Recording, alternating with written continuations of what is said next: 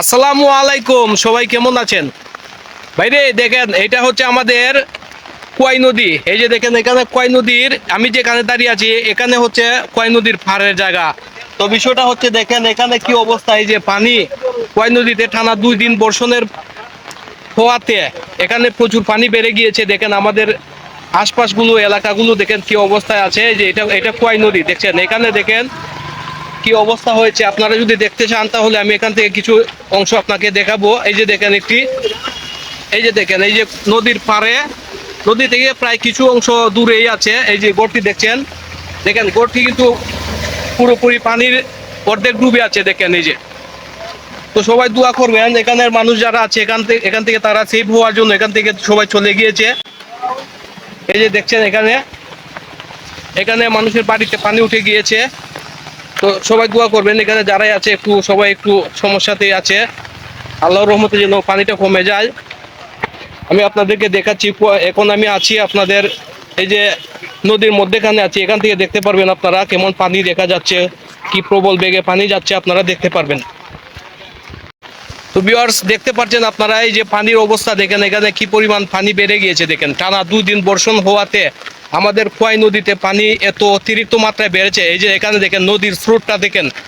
আপনারা যদি এই স্রোতটা দেখেন তাহলে আপনারা বুঝতে পারবেন কি প্রবল বেগে পানি যাচ্ছে। দেখেন আপনারা এই যে স্রোতটা দেখেন, এখানে কি বেগে পানিটা যাচ্ছে দেখেন। এই যে আমি আপনাদেরকে দেখাচ্ছি কাছে গিয়ে। তো দেখেন আপনারা এখানে পানির যে স্রোতটা দেখেন কি প্রবল বেগে যাচ্ছে দেখেন। এই যে এই পানিগুলো দেখেন, এই যে আশপাশগুলোর এলাকাগুলো সবগুলো পানি উঠে যাচ্ছে এলাকাতে।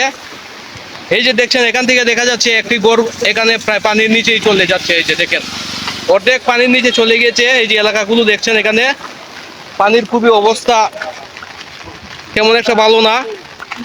এই যে আমি আরেক প্রান্তে চলে আসলাম, ব্রিজের এই প্রান্ত থেকে আমি দেখাচ্ছি আপনাদেরকে। আপনারা দেখেন এই যে এলাকাগুলো দেখেন, এখানে কিন্তু অতিরিক্ত গড় মাত্রা রয়েছে। এখানে অনেক গড় বাড়ি আছে মানুষের। আপনারা যদি একটু জুম করে দেখাই আমি আপনার, এই যে দেখতে পাচ্ছেন এখানে অনেক গড় বাড়ি রয়েছে। এই যে দেখেন অনেকের ঘর বাড়ি এখানে ডুবে আছে। তো মানুষ এখান থেকে সেভ হওয়ার জন্য এখান থেকে আপাতত সবাই চলে গিয়েছে।